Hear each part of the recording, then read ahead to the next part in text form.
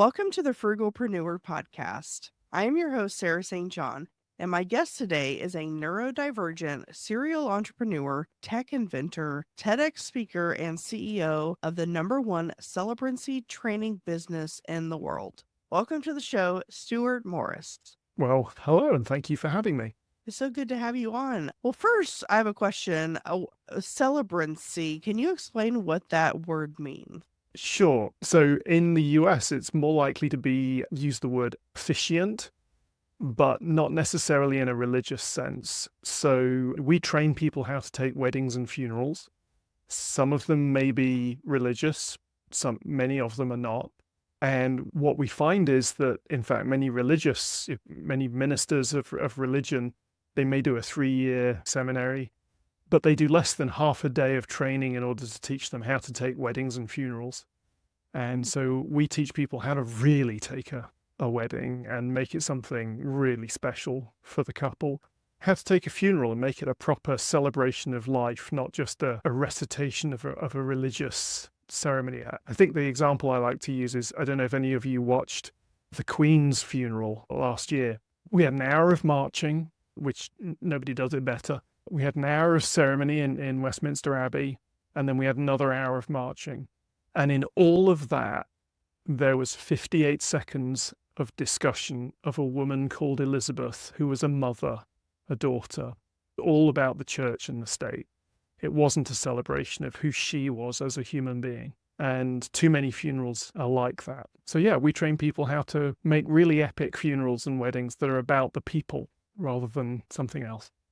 Yeah, so I guess that funeral, you would say, failed or missed the mark, I guess. It did what it needed to do from a state perspective, but that's why there was a secondary funeral at St. Oh. George's Chapel in the Castle of Windsor for just the family. Because, yeah, Oh. state funeral does not meet the family's needs. But a lot of religious funerals miss that mark as well. They're all about God and the hereafter. Well, actually, what about our loved one? What about the people that we are? So after a career in tech, who knew that would be a thing? Yeah, so I'm curious how you got into that, or maybe go through your journey of entrepreneurship.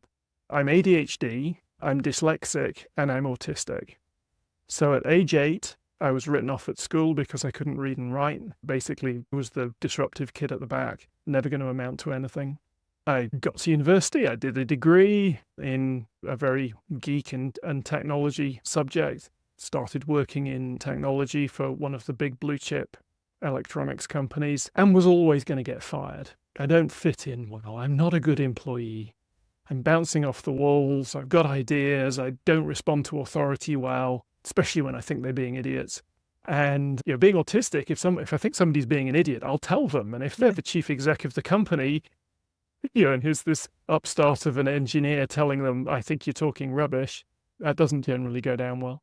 So I ended up working for a couple of smaller businesses, and then the company I was working for got taken over by its biggest competitor. We all got laid off, and I'd got 2 small children, another one on the way, and I was thinking, how am I going to pay the mortgage? How am I going to pay the bills? So that was the genesis of my first business. Just worked with what we got, phoned up all my old customers and said, hey, we've been taken over by the company whose product you didn't buy.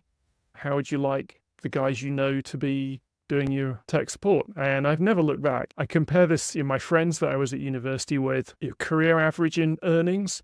I'm ahead of their curve generally. But that doesn't mean it's all been easy. They may have had stability of income, but actually working for a big corporate these days, you have no stability of, you could be laid off tomorrow with no real notice. The only person that can fire me is me.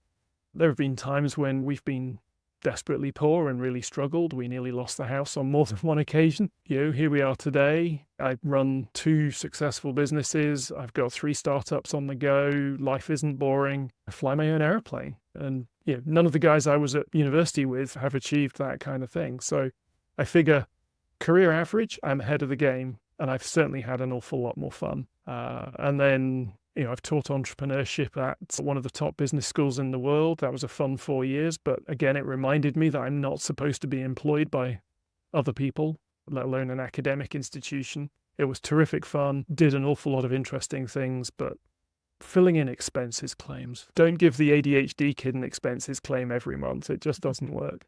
Do you find, because I imagine you've talked with several neurodivergent business owners, do you find that that's kind of a consistent struggle of working for someone else? Yeah. And it's a struggle working for yourself because you still have to do the accountancy, you still have to do tax returns, you still have to make sure that the regulatory side of running a business is done.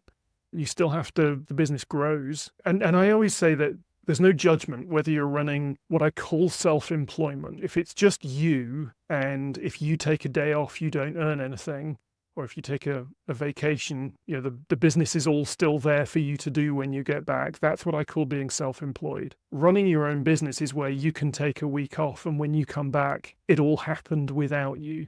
There may be a bit for you to catch up, but it doesn't matter whether the business is a $10,000 a year turnover business or a $10 million a year turnover business.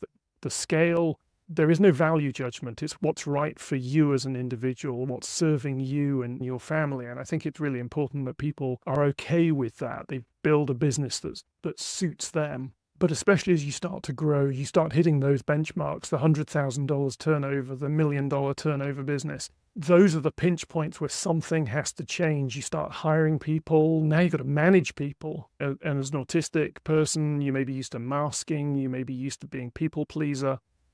You don't want to fire people because you're trying to please them, but actually you've got to fire them because they're being an idiot or they're just not pulling their weight. You get all sorts of challenges and it gets really, really difficult. And my team, I've tried to build a team of people who complement me because it's very easy to hire people that are like you and then you end up with a nightmare because nothing's getting done because you all have been creative the whole time. So it's important to understand that you need to hire people who will do the bits of the job that you can't do. And in fact, recently I've just hired a CEO for my group of businesses. So essentially, I'm no longer the CEO. I've hired my boss in a way so that he runs the business on a day-to-day basis. He's the one making the decisions. It's really difficult to say, no, you have the responsibility, the authority to take decisions. These are the principles upon which I would like the businesses run. So we have core principles. Generosity is the beginning of every decision.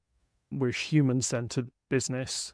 Yes, we need to be making profit, but it's about the people, both the employees and the customers first. And within that remit, even my lowest paid member of staff has full authority to take decisions that I'm not going to yell at them. I may disagree, we may discuss it, but within their realm, I don't want to know. If you're making day-to-day decisions, get on with it.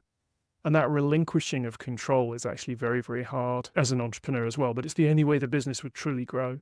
Yeah, I find that difficult myself, even hiring people, which I really haven't yet. But I don't know. I think it's like that control thing. You know how you like to do things, and you're like, well, if I hire someone, even if I give them SOPs, that they might still. They will. Yeah. They will fail you. But the reality is, if you're honest with oneself, if you look at your own performance over time, you have failed you. Richard Branson, Virgin Atlantic and Virgin Records and lots of other Virgin brands, he said, hire the best people you can afford, let them get on with it, know that they will let you down from time to time. Very few of them will let you down on purpose. They are just human. Your scope, your scale will be multiplied because you've relinquished some control. Far more than you can do it on your own. If you only ever do what you can do, there are only 24 hours in a day and you do need to sleep for some of them. Even me with my ADHD, if I don't get enough sleep, my productivity drops through the floor and I really struggle to make progress. And I think it's, you build a team of people you trust and some people you let go because you realize you can't trust them. At the end of May, one of my team had to go and we did it as amicably as we could, but no, it was me firing him. And that's a shame. In some ways, I feel the responsibility. Did I fail him? Did I not give him the leadership that he needed? It was hard. Probably kept him on for 2 or 3 months more than I should have. I didn't want to take the difficult decision. But in the end, it was the right thing to do. We pick ourselves up. We move on. But yeah, if what you want is to be self-employed, it's just you. You're contracting. I was talking to somebody over the weekend. Essentially, they're a contractor. They get paid very well for the project management work they do for big corporates, but they don't get paid if they don't work. So they aren't running a business. They are just a self-employed contractor. But that's what suits them. It's what gives them their income. They enjoy their life. They earn well, and they have a good time when they're not earning. For me, I know that the businesses that I want to run, I want them to be bigger than that. Flying my own airplane, which is something I've wanted to do since I was a little boy, and I've spent 2 years restoring a vintage 1961 airplane. My plan next year is to fly it across the Atlantic. That's not a trivial, both in terms of cost, risk, and the skill set I have to learn in order to be able to do that. So I need a business that's supporting my personal dream, both in terms of the way I want to be in the world and the things I want to do in my downtime. How would an entrepreneur decide whether they should kind of go the solopreneur route, like the contractor route, like what you were talking about, or having a business, hiring people? How does one determine which route to take? I think it's one of those things where you have to be led by a heart. It isn't necessarily a head decision. It becomes a head decision, but it's what's in your soul. For me, with the celebrancy training, I had a health issue. I had to step back from the whole of life for several months. And as I came back, my brain wasn't working right. My body wasn't working right. I started doing the celebrancy role. It was just me. I was just taking about 150 funerals a year and loving it, absolutely loving it. Didn't need staff. If I needed a duvet day, funeral director phoned me up and said, "Can you take a funeral next Thursday?" I could say no, and I didn't have to explain why. It was just me being self-employed. And it worked really, really well for me at that point in life.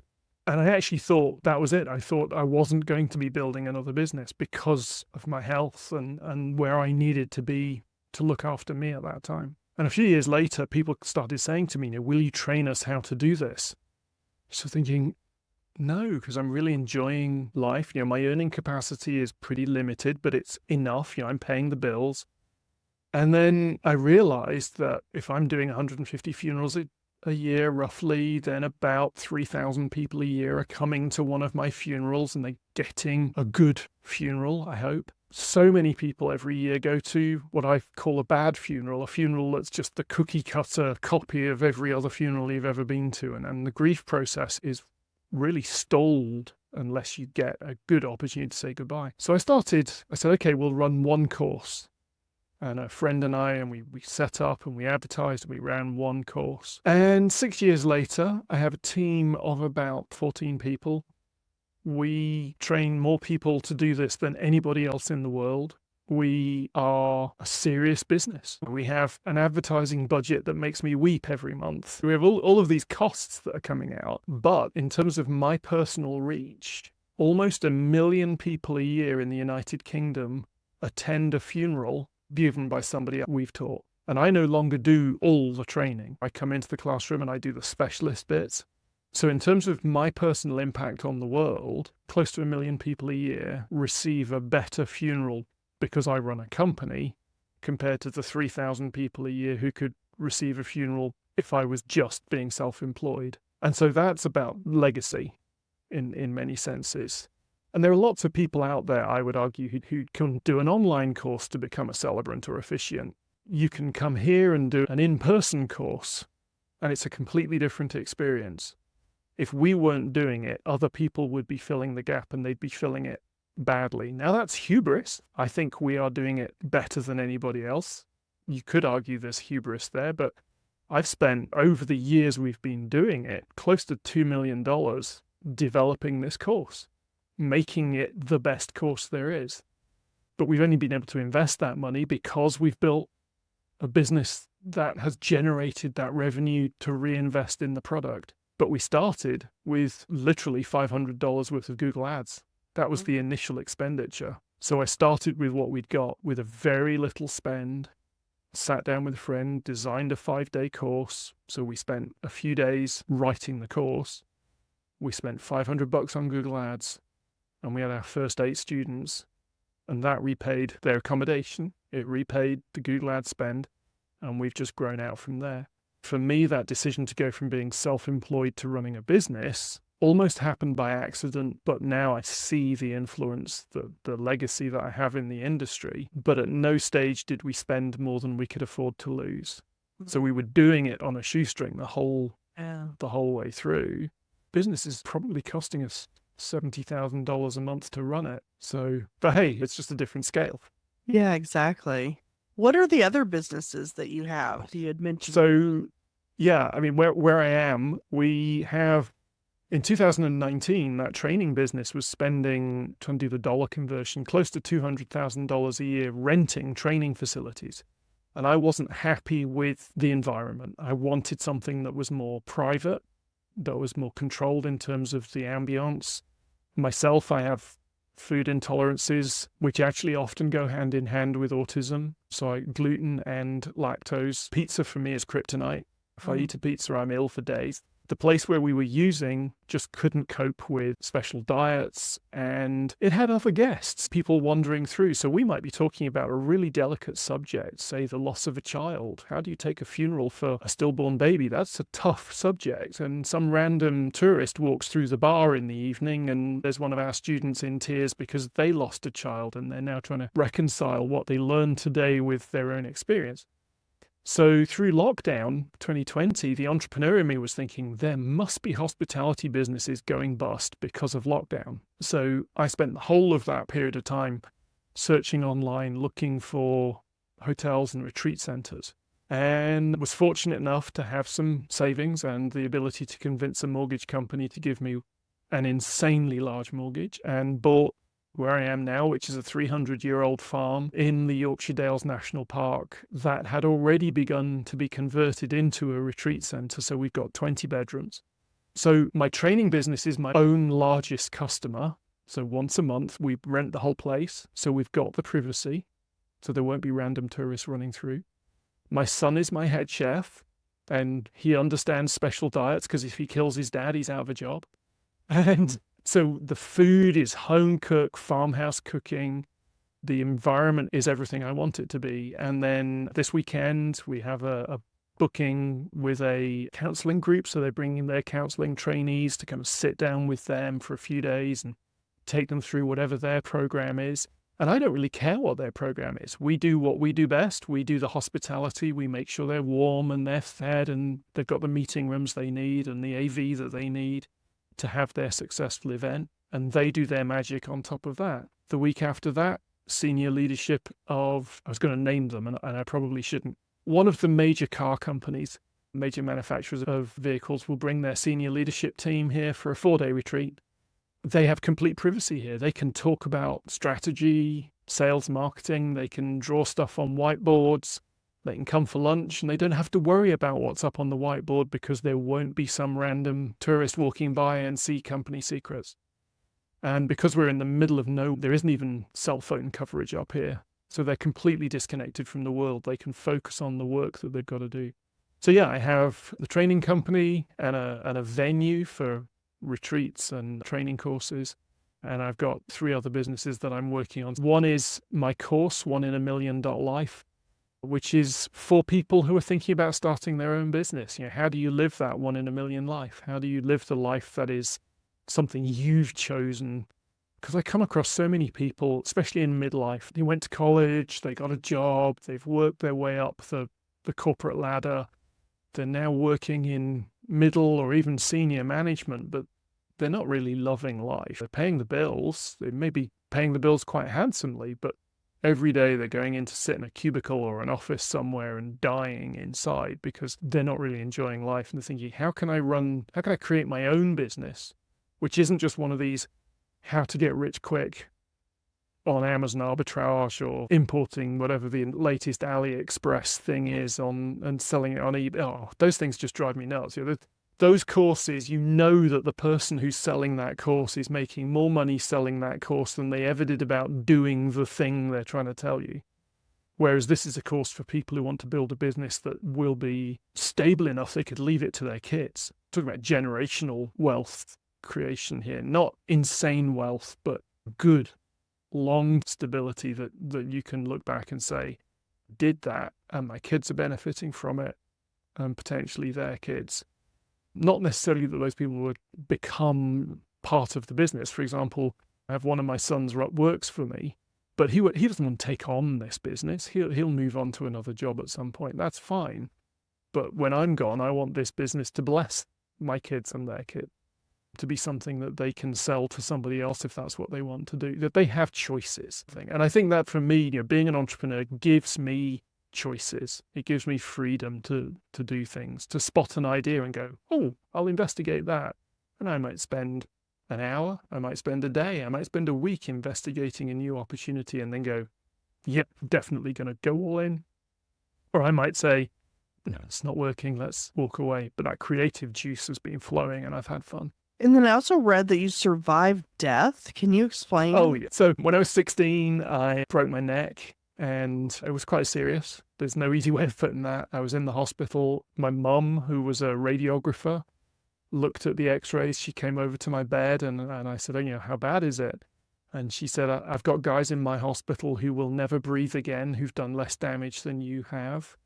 Okay, what's the prognosis? And my mum said to me, I was 16 years old, if you survive tonight, it will be a miracle. Okay, Mum, don't sugar the pill, don't hold back. That night, the clinicians were doing various tests and I was fully conscious, but I couldn't feel or move anything. The paralysis had progressed and they declared me brain dead, but I was fully conscious.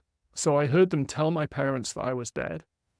I heard my parents and the clinicians discuss organ donation, and I realized I was going to die watching somebody cut my heart out my chest. And that was a tough moment to realize there is no control I have right now. There is nothing I can do to change the course of events. And in that moment, I vowed never to be a victim, that whatever was going to happen in my life, stuff happens, unfortunate things happen, but I was never going to sit there and blame everybody else. The accident, it was my fault, or my carelessness that had resulted in that. Yes, there were external circumstances, but I wasn't going to blame the external circumstances. The one thing I had control of is my attitude in this next moment. If you can't change anything else, the one thing you can change is your attitude. And I spent 3 hours moving my pinky. It took me 3 hours to move my pinky. And a nurse was holding my hand. I didn't know she was holding my hand because I couldn't feel it. And she said to the doctors, he moved his pinky. And they went, no, it was just a reflex. And she went, no, he deliberately moved his pinky. And I did it again. And that was the point. They realized I wasn't dead. So I ended up 9 months with a collar with bolts holding my head on. Another 9 months doing physiotherapy because all the neck muscles have wasted away at that point before I could stand up and walk around without a collar on. It took me 4 years to recover. And I talk about 3 types of fun. There's type 1 fun, which is like a roller coaster ride. It's fun at the time. There's type 2 fun, which is fun that you look back on and say, actually, that was fun. It might not have been fun at the time. Those 4 years were type 2 fun. Actually, they gave me a lot of understanding about myself, what my real limitations are. When I look back at it, at the time, it was hard and painful. There is type 3 fun, which is the kind of fun that your friends talk about at your funeral. He had fun. It didn't end well. And there is a 4th type of fun, which is just not fun. I often say, well, that was interesting. And what I mean was that was painful. It was hard. It was expensive. But what did I learn from it? I'm not going to be a victim about it. I'm not going to complain about it. I'm not going to blame somebody else. Other people may have blame in this situation, but I also have responsibility for what I do next. And that's the one thing that you always have control over. Wow. I can't even imagine laying there and being able to hear people talking about organ donation and all this stuff. And obviously you so badly want to communicate with them that, no, I'm still here, but you can't. Oh, that's like a worst nightmare type scenario. Yeah, it is. I'm really careful to say there are people who have suffered far worse than I have. I never look at somebody and say, oh, you don't know what it's like. I don't know what it's like to live in your shoes. I don't know what it's like to be you, to have gone through what you've gone in life. I've suffered what I've suffered. It's made me who I am. Sometimes I've been very, very broken. I had the ill health I suffered in 2013 was a nervous breakdown. I became suicidally depressed. I managed to recover. I got the help I needed. I refused to be the victim. And I know that there are people for whom that decision to end their own life, that decision won, if you like. And I can't judge them because I don't know their story. I don't know what got them to that point. All I know is that I'm determined to live life to the full, to live what I call the 1 in a million life, the life that I have intentionally chosen. Now, there are times when life throws you a curveball and you don't get to choose. As I said, you can choose your response. You can choose what happens next. That's, I think, the lesson of my life is never give in. There are times when you have to give up. You have to say, this just isn't working. I have to stop doing this. But I didn't give in and just become a couch potato and sit there and do nothing. And I think that's the joy of being an entrepreneur. You always have choice. And you have a book coming out. The website 1inamillion.life/frugal for your listeners. The book Living the 1 in a Million Life, which actually until we started this interview, I was writing away, will be out, I hope, in the summer, let's say. And it's a combination of the way I teach people to start their own businesses, which is very different from the way most business school lecturers and business schools talk about starting your own business. A little bit about my own life, some of the inspirational stories, the challenges. I lost £26.3 million in a day once. It's just money, it's fine. And so at first I was thinking like pounds, like weight. But yeah. It's getting on for $30 million. Yeah. Yeah, no, not pounds weight. But equally, I fly a beautiful airplane. My co-pilot is my dog. She comes everywhere with me. She's called Sky because she's my co-pilot. She's down here under the table right now. She's always in my office. As an entrepreneur, I get that choice. I get the choice to say it's okay for the dog to be in the office. I'm going to take a month off next year and fly the airplane across the Atlantic, up to Iceland, go touring around the volcanoes, across to Greenland, do some glacier flying, down into Canada, down into the United States, spend a month touring around, visiting friends and family, and then fly home. I could not do that working for somebody else. So the book is the story of how I've got there, but also if you want to build your own life, don't follow my story because it's your story, not my story. Don't follow my dream because it's your dream, not my dream. I was 10 years old when I first saw one of these airplanes. It took me 45 years to get to the point where I could buy my own. And then it's taken 2 years of restoration to get this thing into a flying state and probably cost me a marriage, but never mind. It's a whole different story. That's a different podcast. Oh, yeah. Anybody who's thinking of going out with me, I tell them, this is my other woman. I will always spend more on her than I do on you. You need to understand that. Very much have your dream, think about your dream, be intentional about your dreams, and understand that your dreams may change. There are very few of us who have the same dreams in our mid-50s as we did when we were 16, 17.